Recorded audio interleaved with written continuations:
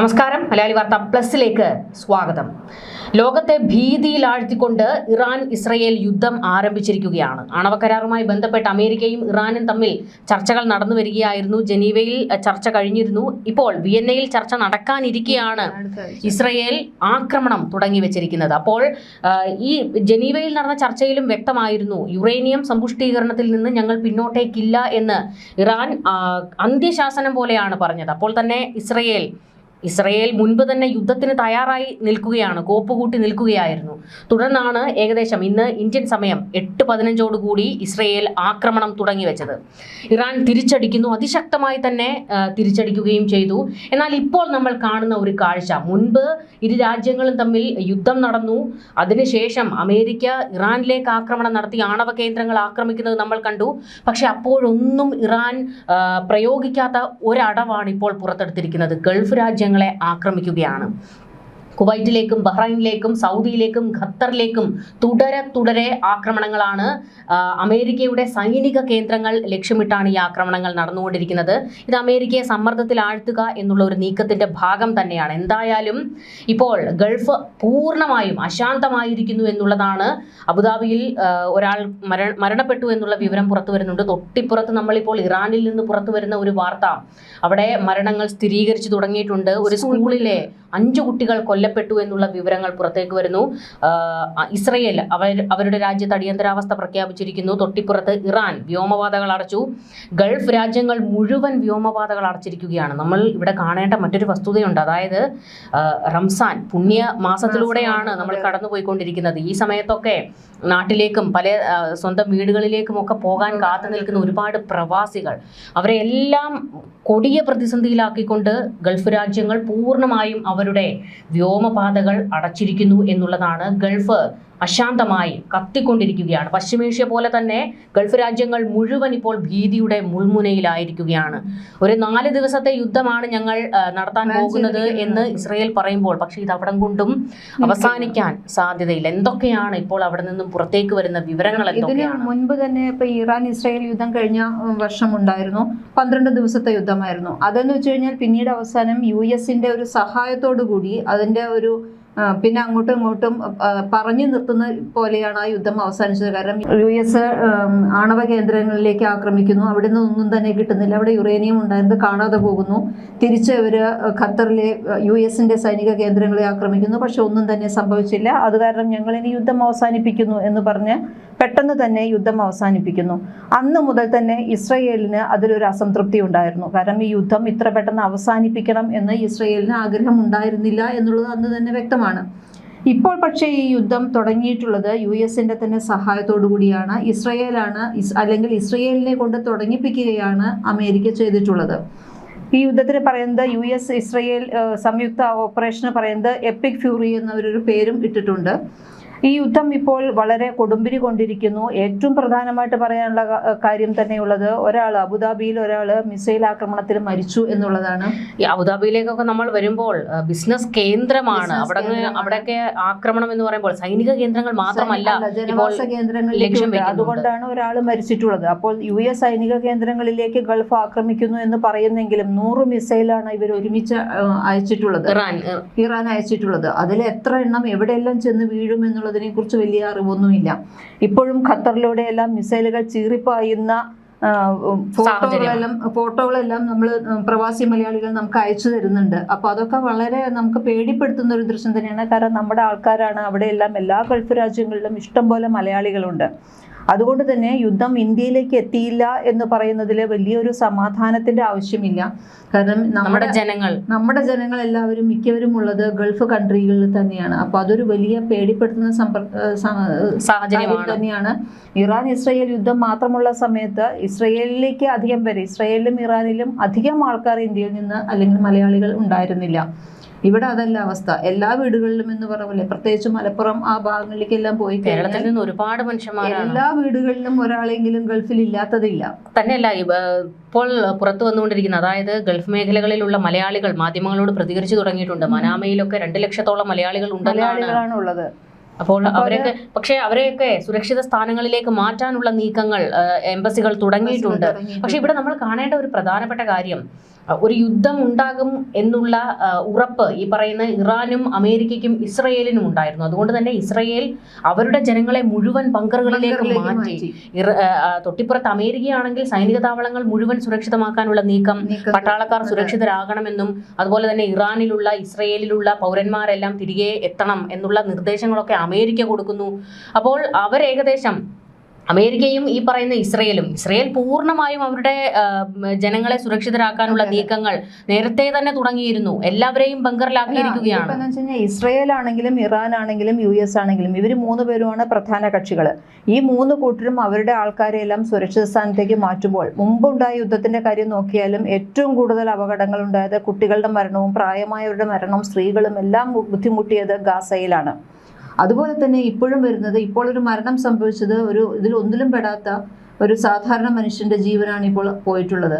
അപ്പോൾ ഈ രാജ്യങ്ങൾ, യുദ്ധം കൊണ്ടുവരുന്ന രാജ്യങ്ങൾ, അവർക്കറിയാം അവർ യുദ്ധത്തിന് മുന്നൊരുക്കങ്ങൾ നടത്തുകയാണെന്ന്. അവരവരുടെ ജനങ്ങളെ പാർപ്പിക്കുന്നുമുണ്ട് സുരക്ഷിതമായി. ജനങ്ങളെ പാർപ്പിക്കുന്നു എന്ന് പറയുമ്പോഴത്തേക്ക് ഇതിൽ ഏറ്റവും കൂടുതൽ സ്വന്തം ജനങ്ങളെ സംരക്ഷിക്കുന്നത് ഇസ്രയേലാണ്. തൊട്ടിപ്പുറത്ത് ഇറാന്റെ പരമോന്നത നേതാവ് ആക്രമണം ഉണ്ടായ അടുത്ത സെക്കൻഡിൽ വിട്ടു, സ്വന്തം തടി തപ്പിയിരിക്കുകയാണ്.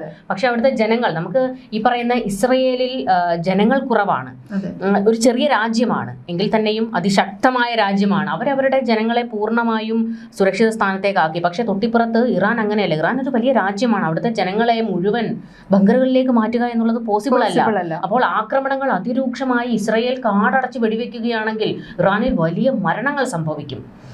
പക്ഷേ ഖമനേയ്ക്ക് അതൊരു പ്രശ്നമല്ല എന്നുള്ളത് നമ്മൾ കണ്ടു കഴിഞ്ഞു. കാരണം ഖമനേയി സ്വന്തം തടി തപ്പി പോയി കഴിഞ്ഞു. തന്നെയല്ല, അവിടെ ആഭ്യന്തര കലഹം നടന്നുകൊണ്ടിരിക്കുകയാണ്. ഇതിനോടകം ഒരു 5000 പേരെ ഭരണകൂടം തന്നെ കൊന്നുകളഞ്ഞു എന്നുള്ള ഏറ്റവും നിഷ്ഠൂരമായ വാർത്തകൾ നമ്മൾ കണ്ടു കഴിഞ്ഞതാണ്. അവിടെയാണ് ഇപ്പോൾ ഖമനേയിയുടെ ആവശ്യപ്രകാരമാണ് ഈ ഗൾഫ് മേഖലകളിലേക്ക് ആക്രമണം വ്യാപിപ്പിച്ചിരിക്കുന്നത്. ഈ തുടങ്ങി വെച്ച ഇസ്രയേലിലേക്ക് ഇടയ്ക്കിടെ മാത്രമാണ് ഇപ്പോൾ ഇറാൻ ആക്രമിക്കുന്നത്. പക്ഷേ ഇവിടെ ലക്ഷ്യം വെക്കുന്നത് അറബ് രാജ്യങ്ങളെ, ഗൾഫ് രാജ്യങ്ങളെ. 100 മിസൈലുകൾ ഒരുമിച്ച് അയച്ചത് ഗൾഫ് രാജ്യങ്ങളിലേക്കാണ്. അപ്പം അതിൽ ഖത്തർ ആകാശത്ത് വെച്ച് പാട്രിയറ്റ് പ്രതിരോധ സംവിധാനം തകർത്തു എന്ന് പറയുന്നുണ്ട്. ഖത്തർ അതുപോലെ തന്നെ പല മിസൈലുകളും തകർക്കാൻ പറ്റിയിട്ടുണ്ട്. ബഹ്റൈനിലും UAEയിലും കുവൈറ്റിലും US സേനാ കേന്ദ്രങ്ങൾക്ക് സമീപമാണ് സ്ഫോടനം നടന്നത് എന്ന് പറയുന്നു.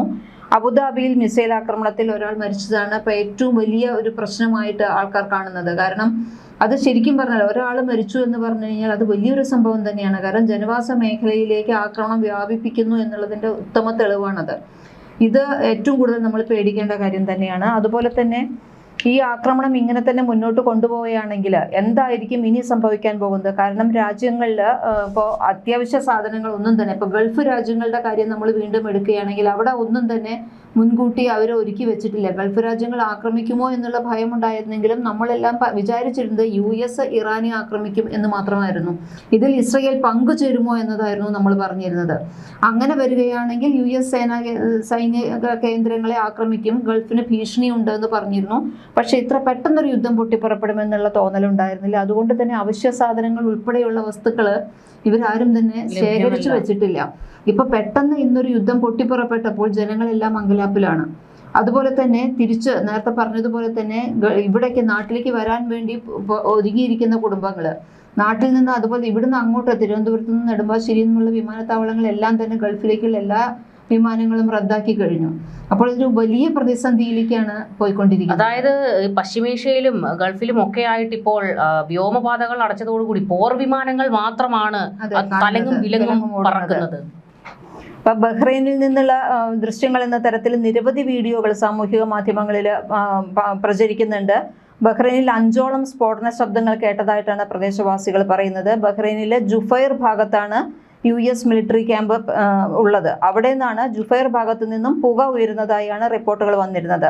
കുവൈറ്റിലാണെങ്കിൽ ജഹ്റയിലാണ് സ്ഫോടനം നടന്നത് എന്ന് പറയുന്നു. US നേവിയുടെ 5ാം കപ്പൽപ്പടയുടെ സർവീസ് സെന്ററിന് നേരെ മിസൈൽ ആക്രമണം ഉണ്ടായിട്ടുണ്ട് എന്ന് ബഹ്റൈൻ അറിയിച്ചു. അപ്പോൾ സൈനിക കേന്ദ്രങ്ങളുടെ പരിസരത്തു നിന്നും എല്ലാവരെയും ഇപ്പോൾ ഒഴിപ്പിച്ചുകൊണ്ടിരിക്കുകയാണ്. എല്ലാവരും അകന്നു നിൽക്കണമെന്നുള്ള വാണിംഗ് ജനങ്ങൾക്കെല്ലാം നൽകി കഴിഞ്ഞു. അപകട സാധ്യതകൾ ഒഴിവാക്കാൻ അത്യാവശ്യ സന്ദർഭങ്ങളിൽ അല്ലാതെ ആരും പുറത്തു പോകരുത് എന്നുള്ള ഒരു മുന്നറിയിപ്പാണ് ഇപ്പോൾ വന്നിട്ടുള്ളത്. ഇതിൻ്റെ ഒപ്പം തന്നെ ഖത്തർ, കുവൈറ്റ്, UAE എന്നുള്ള ഗൾഫ് രാജ്യങ്ങളെല്ലാം തന്നെ ഇത്തരം മുന്നറിയിപ്പുകൾ ജനങ്ങൾക്ക് കൊടുത്തുകൊണ്ടിരിക്കുകയാണ്. അപ്പോൾ ശരിക്കും ഒരു യുദ്ധ സമാനമായ അന്തരീക്ഷത്തിൽ തന്നെയാണ് ഇപ്പോൾ ഗൾഫ് രാജ്യങ്ങൾ നിൽക്കുന്നത്. ഇസ്രയേലിനേക്കാൾ കൂടുതൽ പേടിക്കേണ്ടത് ഗൾഫ് രാജ്യങ്ങൾ. അവിടെയാണ് നമ്മൾ പറഞ്ഞത്, ഇതിനു മുൻപ് ഈ പറയുന്ന 12 ദിവസത്തെ യുദ്ധം ഇസ്രയേലും ഇറാനും തമ്മിൽ നടന്നതാണ്. അത് കഴിഞ്ഞ് ഈ പറയുന്ന അമേരിക്ക ഇറാനെ ആക്രമിച്ചതാണ്. പക്ഷെ അപ്പോഴൊന്നും വെല്ലുവിളികൾ നടത്തിയെങ്കിലും ഈ ഗൾഫിലേക്ക് ഇറാൻ തിരിഞ്ഞിരുന്നില്ല. പക്ഷെ ഇപ്പോൾ കൃത്യമായി ഗൾഫ് കേന്ദ്രങ്ങൾക്ക് നേരെ ഇറാൻ ആക്രമിക്കുന്നത് അത് ആയത്തുള്ള അലി ഖമനേയുടെ മുന്നറിയിപ്പിന്റെ അടിസ്ഥാനത്തിലാണ്. കാരണം ഏകദേശം ഈ പറയുന്ന ഖമനേയ്ക്ക് മനസ്സിലായി കഴിഞ്ഞിരിക്കുന്നു ഇസ്രയേലും US-ഉം ലക്ഷ്യം വെക്കുന്നത് തന്നെയാണ് എന്നുള്ളത്. ഇസ്രയേലിനാണെങ്കിൽ ഖമനേയെ കൊന്നുകളയണം എന്നുള്ള ഒരു കടുംപിടുത്തം. എന്നാൽ തൊട്ടിപ്പുറത്ത് US-ന് ഭരണമാറ്റം, അതായത് പൂർണ്ണമായും അലി ഖമനേയി ശിങ്കിടികളെ ഭരണത്തിൽ നിന്നും മാറ്റുക, ഭരണമാറ്റം, ഈ മതഭരണകൂടത്തെ ഇല്ലാതാക്കുക എന്നുള്ള ഒരു നീക്കത്തിലേക്കാണ് US-ഉം എത്തിയിരിക്കുന്നത്. അങ്ങനെ നോക്കുമ്പോൾ കയ്യിൽ കിട്ടിയാൽ ഖമനേയെ ഇത്തവണ തീർക്കും എന്നുള്ള കാര്യത്തിൽ ഒരു സംശയവും വേണ്ട. ഇസ്രയേലിന്റെ കയ്യിൽ കിട്ടിക്കഴിഞ്ഞാൽ അമേരിക്കയുടെ ഒരു മുന്നറിയിപ്പിന് വേണ്ടി കാത്തു നിൽക്കില്ല ഇസ്രയേൽ എന്നുള്ളത് വ്യക്തമാണ്. നമുക്കറിയാം, ഇവിടെ ആണവ പരീക്ഷണങ്ങൾ മാത്രമല്ല ഇസ്രയേലിനെ വിറളി പിടിപ്പിക്കുന്നത്. ഏറ്റവും പ്രധാനമായി അതിനൂതനമായ മിസൈൽ പരീക്ഷണങ്ങൾ ഇറാനിൽ തലങ്ങും വിലങ്ങും നടന്നുകൊണ്ടിരിക്കുകയാണ്. ഇതെല്ലാം തങ്ങളുടെ നെഞ്ചത്തേക്കാണ് വരാൻ പോകുന്നത് എന്നുള്ളത് ഇസ്രയേലിന് കൃത്യമായി അറിയാവുന്നത് കൊണ്ടാണ് ഇന്നിപ്പോൾ ചർച്ചകൾ നടന്നുകൊണ്ടിരിക്കെ തന്നെ ഇസ്രയേൽ കയറി അടിച്ചിരിക്കുന്നത് ഇറാനിലേക്ക്. ഇപ്പോൾ തീർക്കാൻ കഴിഞ്ഞില്ലെങ്കിൽ ഇനി തീർക്കാൻ പറ്റില്ല എന്ന് കൃത്യമായി തന്നെ ഇസ്രയേലിന് ബോധ്യമുള്ളത് കൊണ്ടാണ് അവർ ഇറാനിലേക്ക് ആക്രമിച്ചിരിക്കുന്നത്. അപ്പോൾ ഈ അപകടം മണത്തതോടെ കൂടിയാണ് ഏകദേശം ഒരു 85 വയസ്സ് പ്രായമുണ്ട് അലി ഖമനേയ്ക്ക്. പക്ഷേ ഈ പ്രായത്തിലല്ല, ഒരു ശക്തനായ നേതാവാണ്, മതനേതാവാണ് അലി ഖമനേയി. അയാൾക്ക് IRGC എന്ന വലിയൊരു സൈനിക ശക്തിയുടെ പിൻബലമുണ്ട്. ഇറാൻ അത്ര ചെറിയ രാജ്യമൊന്നുമല്ല. ഈ പറയുന്ന അമേരിക്ക പോലും ഇതുവരെ ഇറാനെ അടിക്കാതെ മാറി നിന്നതിൻ്റെ ഏറ്റവും പ്രധാനപ്പെട്ട കാര്യം ഇറാന് ചുറ്റും കിടക്കുന്ന രാജ്യങ്ങൾ, അവിടങ്ങളിലെല്ലാം അമേരിക്കയുടെ സൈനിക കേന്ദ്രങ്ങളുള്ള രാജ്യങ്ങളാണ്. അപ്പോൾ അതുകൊണ്ട് തന്നെ നേരിട്ട് ഇറാന് അമേരിക്കയിലേക്ക് ആക്രമണം നടത്താൻ കഴിയില്ല, പരിമിതികൾ ഒരുപാടാണ്. തിരിച്ച് അമേരിക്കയ്ക്ക് ഇറാനിലേക്ക് ആക്രമിക്കുമ്പോഴും ഈ പറയുന്ന പർവ്വതങ്ങൾ, കൊടുമുടികൾ, അത്തരത്തിലുള്ള പ്രതിസന്ധികൾ രൂക്ഷമാണ്.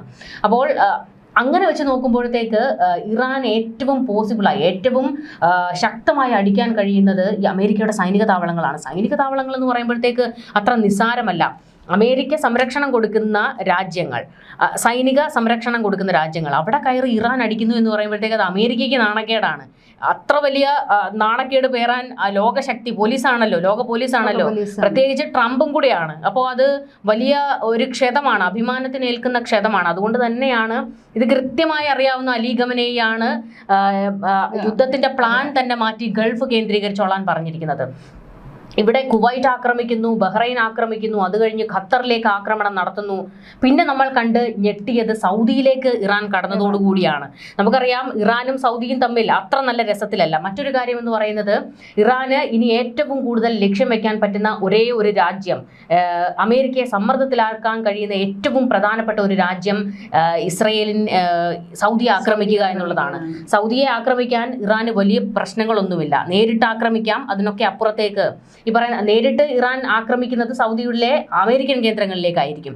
പക്ഷേ സൗദിയെ നേരിട്ട് ആക്രമിക്കാൻ, നേരിട്ട് വിരൽ ചൂണ്ടാൻ കഴിയുന്നത് ഹൂതികളെ ഇറക്കിയാൽ കഴിയും. കാരണം അവരുടെ സാമ്പത്തിക സ്രോതസ്സുകൾ നോക്കിയായിരിക്കും ഹൂതികൾ അടിക്കുക. ഹൂതികൾ ഇപ്പോഴും പ്രബലരാണ്. നമ്മൾ ഈ പറയുന്നത് പോലെ തന്നെ ഹമാസെ ചത്തൊടുങ്ങിയിട്ടുള്ളൂ. ഈ ഹിസ്ബുള്ള ഒരു പരിധി വരെ ഇപ്പോഴും ശക്തമാണ്. ഹൂതികൾ ഇതുവരെ തീർന്നിട്ടില്ല. അപ്പോൾ ഇവർക്ക് ഏറ്റവും പ്രധാനമായി അടിക്കാൻ കഴിയുന്നത് ഈ പറയുന്ന സൗദിയുടെ എണ്ണ കേന്ദ്രങ്ങൾക്ക് നേരെയാണ്. അത് ലോകത്തെ ബാധിക്കുന്ന വിഷയമാണ്. അപ്പോൾ മാത്രമല്ല, അമേരിക്കയുടെ ഏറ്റവും വലിയ ചങ്ങാതിയാണ് സൗദി. അപ്പോൾ സൗദിയെ ആക്രമിച്ചു കഴിഞ്ഞാൽ, സൗദി ആണെങ്കിലും ഖത്തർ ആണെങ്കിലും, ഈ രണ്ട് രാജ്യങ്ങളെ ആക്രമിച്ചു കഴിഞ്ഞാൽ, ലക്ഷ്യം വെച്ച് കഴിഞ്ഞാൽ അമേരിക്കയ്ക്ക് ഒന്ന് ഇളകേണ്ടി വരും. അപ്പോൾ ഈ ഒരു കണക്ക് കൂട്ടലിലാണ് ഇപ്പോൾ ഇറാൻ പ്രധാനമായും ഗൾഫിനെ ആകെ ലക്ഷ്യം വെച്ചിരിക്കുന്നത്. ഖമനേയിക്ക് മനസ്സിലായിട്ടുണ്ട് ഏകദേശം തൻ്റെ കാര്യത്തിൽ ഒരു തീരുമാനമാകാൻ പോകുന്നു എന്ന് മനസ്സിലായതോടുകൂടിയാണ് ഗൾഫിനെ മുഴുവനായും റഡാറിലാക്കിയിരിക്കുന്നത്. ഒന്ന് ഓർത്തു നോക്കണം, രാവിലെ 8:15 ഇസ്രയേൽ ഇറാനെ ആക്രമിക്കുന്നു. തൊട്ടടുത്ത സെക്കൻഡിൽ ഇറാൻ തിരിച്ചടിച്ചതിന് ശേഷം പിന്നീട് നമ്മൾ കാണുന്നത് ഗൾഫിലേക്കാണ്. ഇടതടവില്ലാതെ ആക്രമിക്കുകയാണ്. ഇറാനിലെ ഒരു ഉയർന്ന ഉദ്യോഗസ്ഥൻ പറഞ്ഞിരുന്നു, ഇറാനെ ആക്രമിക്കുകയാണെങ്കിൽ കനത്ത വില നൽകേണ്ടി വരുമെന്ന് പറഞ്ഞിരുന്നു. പക്ഷെ അപ്പോഴെല്ലാം തന്നെ ഇസ്രയേലും അമേരിക്കയുമാണ് ഇതിന് വില നൽകേണ്ടി വരിക എന്നാണ് ലോകം ചിന്തിച്ചത്. ഒരിക്കലും ഗൾഫ് രാജ്യങ്ങളിലേക്ക് ഇങ്ങനെ അടിക്കുമെന്ന് കരുതിയില്ല. കാരണം കഴിഞ്ഞ പ്രാവശ്യം 12 ദിവസം യുദ്ധം ഉണ്ടായപ്പോൾ പോലും ഗൾഫിനെ ഖത്തറിലേക്ക് മാത്രം വന്നത്. അത് വെറും ഒരു അവിടെ നമ്മളൊരു ഓലപ്പാമ്പാണെന്ന് പറഞ്ഞാലും ഖത്തറിലെ സൈനിക കേന്ദ്രത്തിൽ 2 മിസൈൽ ഇട്ടപ്പോഴത്തേക്ക് അമേരിക്ക യുദ്ധം അവസാനിപ്പിച്ചു. അപ്പോൾ ആ ഒരു പിൻബലത്തിൽ കൂടിയാണ് ഇപ്പോൾ സൗദിയെയും കുവൈറ്റിനെയും ഖത്തറിനെയും എല്ലാം കയറി ഇവരടിക്കുന്നത്. മുൻപ് അമേരിക്ക പറഞ്ഞിരുന്നു, അമേരിക്കയുടെ ഏറ്റവും വലിയൊരു വെല്ലുവിളിയായിരുന്നു ചർച്ചകൾക്ക് ഒരു കാരണവശാലും ഇറാൻ അമേരിക്കയുടെ ആവശ്യങ്ങൾ അംഗീകരിക്കാൻ തയ്യാറായിരുന്നില്ല. ഞങ്ങൾ ചർച്ചകൾക്ക് തയ്യാറാണ്, പക്ഷെ അമേരിക്ക പറയുന്നത് എല്ലാം അങ്ങ് അംഗീകരിച്ച് തരാൻ ഞങ്ങൾക്ക് കഴിയില്ല എന്ന് ഈ പറയുന്ന ചർച്ചകളിൽ അബ്ബാസ് അരാഗ്ചി പറഞ്ഞതോടുകൂടി തന്നെ ഏകദേശം ഇസ്രയേലിനും അമേരിക്കയ്ക്കും മനസ്സിലായി കഴിഞ്ഞിരിക്കുന്നു, ഞങ്ങളുടെ വലയിൽ ഇവർ വീഴില്ല. അതുകൊണ്ട് തന്നെയാണ് ഇറാനും അമേരിക്കയും ആക്രമിക്കാൻ കാത്തിരുന്നത്. അപ്പോൾ അമേരിക്ക പറഞ്ഞത് കപ്പൽപ്പട അയക്കുന്നു, പോർവിമാനങ്ങൾ അയക്കുന്നു, അങ്ങനെ നിരന്തരം ഇറാനെ ഭീഷണിപ്പെടുത്തിക്കൊണ്ടേയിരുന്നു. പക്ഷേ ആ ഭീഷണിയിലും ഇവർ വീഴുന്നില്ല. പിന്നീടാണ് ഇസ്രയേൽ രംഗത്തേക്ക് വന്ന് നിന്ന് പറഞ്ഞ ഒരു ഡയലോഗുണ്ട്, അമേരിക്കയുടെ പിന്തുണ ഇല്ലെങ്കിലും ഞങ്ങൾ സ്വന്തം നിലയ്ക്ക് ഇറാനെ ആക്രമിക്കും എന്ന് പറഞ്ഞു. അതോടുകൂടി തന്നെ ഇറാന് മനസ്സിലായി എപ്പോൾ വേണമെങ്കിലും ഒരു ആക്രമണം ഉണ്ടാകാം എന്ന്. പിന്നെ നമ്മൾ കേട്ടത് ഈ അമേരിക്കയും ഇറാനും തമ്മിലുള്ള പരസ്പര വെല്ലുവിളികളായിരുന്നു. ഞങ്ങൾ ആക്രമിക്കും, അത് എപ്പോൾ എവിടെ എന്ന് ഞങ്ങൾ തീരുമാനിക്കും എന്നുള്ള ട്രംപിന്റെ വെല്ലുവിളികൾ. എന്നാൽ അപ്പോൾ ഈ പറയുന്ന ഇറാൻ ഗൾഫ് രാജ്യങ്ങൾക്ക് കൊടുത്ത ഒരു മുന്നറിയിപ്പ് ഉണ്ടായിരുന്നു, അമേരിക്കയ്ക്ക് ഇറാനെ ആക്രമിക്കാൻ ഏതെങ്കിലും ഒരു ഗൾഫ് രാജ്യം അവരുടെ അതിർത്തി തുറന്നു കൊടുത്തു കഴിഞ്ഞാൽ ഞങ്ങൾ അവിടേക്ക് കയറി അടിക്കും എന്നുള്ളൊരു വെല്ലുവിളിയായിരുന്നു. പക്ഷേ ഇവിടെ നമ്മൾ നോക്കുകയാണെങ്കിൽ ഇപ്പോൾ ഗൾഫ് രാജ്യങ്ങൾ ആരും തന്നെ ഈ പറയുന്ന ഇറാനെ ആക്രമിക്കുന്നതിന് അമേരിക്കയ്ക്ക് അവസരം കൊടുത്തില്ല, അതിർത്തി തുറന്നു കൊടുത്തില്ല. പക്ഷെ അതിന് മുൻപ് തന്നെ കയറി അടിച്ചിരിക്കുകയാണ്. അതായത് ഇത് പക്ഷേ ഈ ഇസ്രായേൽ ആക്രമിക്കുമെന്നുള്ളതിന് മുൻപ് തന്നെ തീർച്ചയായിരുന്നു. കാരണം അമേരിക്ക ഇറാന് 4 ചുറ്റും യുദ്ധക്കപ്പലുകൾ പടക്കപ്പലും അത് USS ജെറാൾഡ് എന്നുള്ള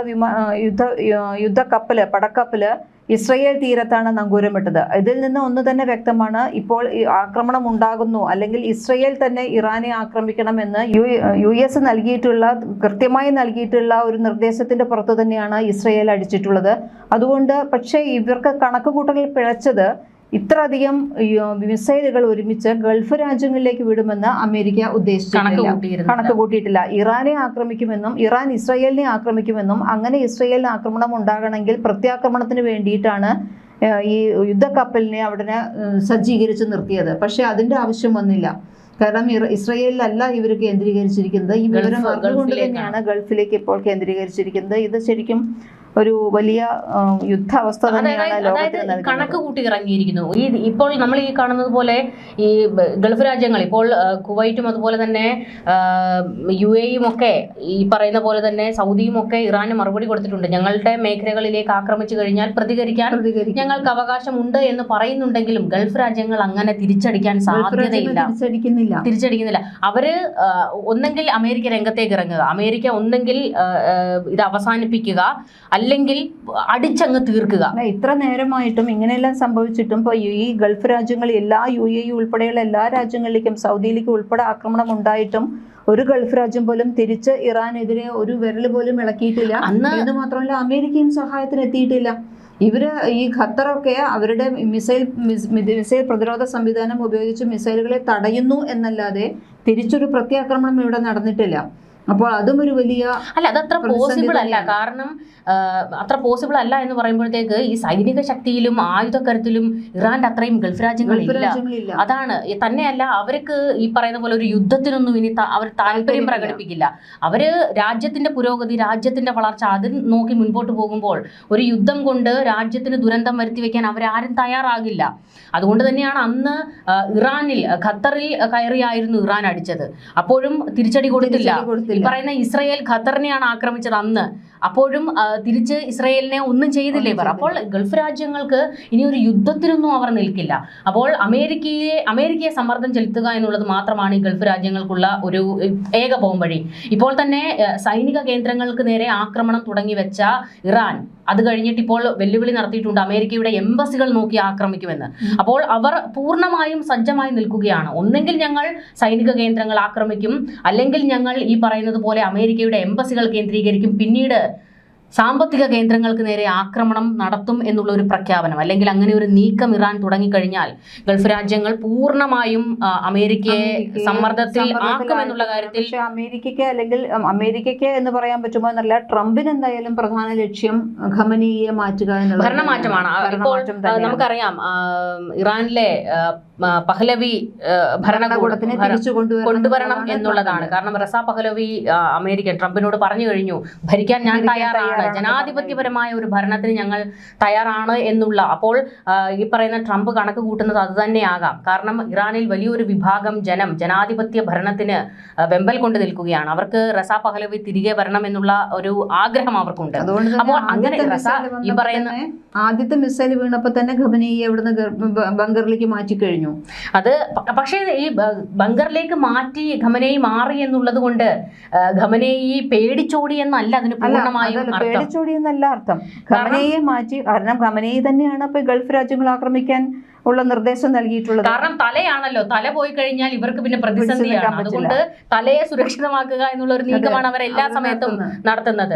അപ്പോൾ അതാണ് ഈ പറയുന്ന നെതന്യാഹു യുദ്ധത്തിന് നേതൃത്വം നൽകുന്നെങ്കിലും നെതന്യാഹു സുരക്ഷിത ഇടത്തിലാണ്, കാരണം തലയാണല്ലോ. അപ്പോൾ അങ്ങനെ ഒരു ഇത് ഇപ്പോൾ ട്രംപ് കണക്ക് കൂട്ടുന്നത് ഇത് തന്നെയാണ്, റസാ പഹ്ലവിയെ തിരികെ കൊണ്ടുവരിക. തിരികെ ഖമനേയിയെ അടിച്ച് താഴെ ഇട്ട് കഴിഞ്ഞാൽ പിന്നീട് റസാ പഹ്ലവി ഇറാന്റെ ഭരണകൂടത്തിൽ എത്തിക്കഴിഞ്ഞാൽ അത് അമേരിക്കയുടെ ഒരു പാവ സർക്കാരായി മാറിക്കഴിയും.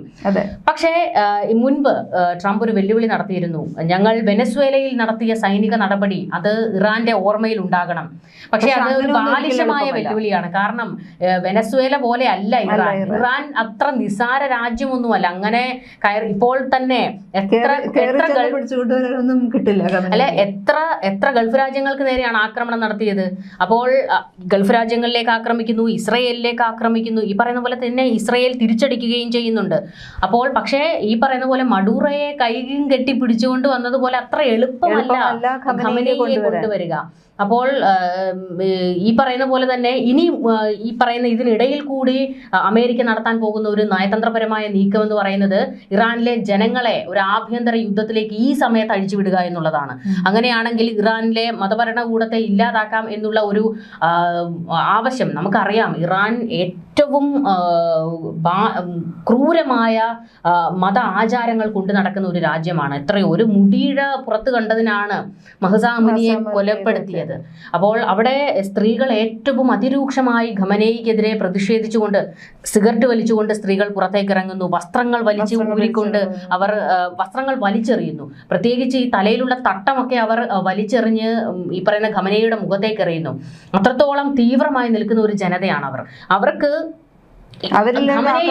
അവരിലൊരു കലാപം ഉണ്ടാക്കാൻ എളുപ്പമാണ് ഇപ്പോൾ. അല്ലെങ്കിൽ തന്നെ അവിടെ കലാപം നടന്നുകൊണ്ടിരിക്കുകയാണ്. അപ്പോൾ അത്തരത്തിലുള്ള നീക്കങ്ങൾ അമേരിക്ക പുറത്തെടുക്കാൻ സാധ്യതയുണ്ട്. പക്ഷേ ഇടതടവില്ലാതെ ഇസ്രയേൽ ആക്രമിച്ചുകൊണ്ടിരിക്കുകയാണ്. അപ്പോൾ ഈ പറയുന്ന ജനങ്ങൾക്കും സുരക്ഷിത ഇടങ്ങളിലേക്ക് മാറാതെ മറ്റ് പോംവഴികളില്ല. പക്ഷേ ഗൾഫിലേക്കുള്ള ആക്രമണം അത് ലോകത്തെ തന്നെ ബാധിച്ചുകൊണ്ടിരിക്കുകയാണ്. ഇന്നിപ്പോൾ വ്യോമപാതകൾ ഗൾഫിന് അടയ്ക്കേണ്ടി വന്നിട്ടുണ്ട്. ഇസ്രയേല് വ്യോമപാത അടച്ചിരിക്കുകയാണ്, ഇറാൻ വ്യോമപാത അടച്ചു. ഈ വ്യോമപാതകൾ പൂർണ്ണമായും അടച്ചിരിക്കുന്നിടത്ത് ഇനി സമുദ്രപാതകൾ അടയ്ക്കുകയാണെങ്കിൽ ലോകം പ്രതിസന്ധിയിലാകും. കാരണം നമ്മുടെ കയറ്റിറക്കുമതി എല്ലാം തന്നെ ബാധിക്കും. ലോകത്തിനെ മൊത്തം തന്നെ സാമ്പത്തിക കാര്യങ്ങളിലും വലിയ ബുദ്ധിമുട്ടുകൾ ലോകം മൊത്തം അനുഭവിക്കേണ്ടി വരുന്ന ഒരു അവസ്ഥയിലേക്ക് ഗൾഫ് രാജ്യങ്ങളെ ആക്രമിച്ചാൽ തന്നെ നമ്മുടെ ലോകത്തിന്റെ നട്ടെല്ലാണത്. അത് ഗൾഫ് രാജ്യങ്ങളുടെ ആക്രമണം തന്നെ ലോകം മൊത്തം, ഇന്ത്യയില് കേരളത്തില് പ്രത്യേകിച്ചും നമ്മുടെ എല്ലാം തന്നെ സമ്പദ് വ്യവസ്ഥയെ ഉൾപ്പെടെ ബാധിക്കുന്ന ഒരു സംഭവം തന്നെയാണ് ഇപ്പോൾ നടന്നുകൊണ്ടിരിക്കുന്നത്. എന്തായാലും നമ്മുടെ പൗരന്മാർ മാത്രമല്ല, ജനങ്ങൾ ഏറ്റവും സുരക്ഷിതരായിരിക്കുക. കാരണം ഇറാനിൽ ഒരു 5 കുട്ടികൾ മരണപ്പെട്ടു എന്നുള്ളത് ആ കുഞ്ഞുങ്ങൾക്കൊക്കെ എന്തറിയാം, യുദ്ധം എന്താണെന്ന് പോലും അറിയാത്ത ഒരു പ്രായം. അപ്പോൾ ജനങ്ങൾ എല്ലാവരും സുരക്ഷിതരായിരിക്കുക എന്നുള്ളതാണ്. ഇന്ത്യക്കാർക്ക് ഇപ്പോൾ എംബസിയിൽ നിന്ന് നിർദ്ദേശങ്ങൾ പോകുന്നുണ്ട്. നിങ്ങൾ ആ നിർദ്ദേശങ്ങൾ അനുസരിച്ച് അതുപോലെ തന്നെ പ്രവർത്തിക്കുക. ഈ ഇന്ത്യക്കാർക്ക്, പ്രത്യേകിച്ച് ഈ മലയാളികൾക്ക് ഒരു ക്യൂരിയോസിറ്റി ഉണ്ട്. എന്തെങ്കിലും ചെയ്യരുത് എന്ന് പറഞ്ഞു കഴിഞ്ഞാൽ അത് ചെയ്യാനുള്ള ഒരു വ്യഗ്രത കൂടുതലാണ്. അപ്പോൾ നിങ്ങൾ ഏത് അവസ്ഥയിലാണ് ഇരിക്കുന്നത് എന്നുള്ള ഒരു ഓർമ്മ ഉണ്ടാകണം. അപ്പോൾ ഭരണകൂടത്തിന്റെ നിർദ്ദേശങ്ങൾ അതേപോലെ പാലിക്കുക. എല്ലാവരും വീടിനുള്ളിൽ തന്നെ സുരക്ഷിതമായി ഇരിക്കുക. എത്രയും പെട്ടെന്ന് ഈ പറയുന്ന യുദ്ധക്കൊതി ഒന്ന് അവസാനിക്കട്ടെ. കാരണം നമ്മൾ ഗാസയിൽ കണ്ടതാണ്. അപ്പോൾ ഗാസയിൽ പോലെ ആവില്ല ഇസ്രയേലും ഇറാനും തമ്മിൽ, അല്ലെങ്കിൽ ഇറാനും അമേരിക്കയും തമ്മിൽ നടക്കുന്ന യുദ്ധങ്ങൾ. അത് ലോകത്തെ തന്നെ വെണ്ണീറാക്കാൻ ശേഷിയുള്ള യുദ്ധങ്ങളായി പോകും. കൂടുതൽ ചർച്ചകളുമായി കാണാം. നമസ്കാരം.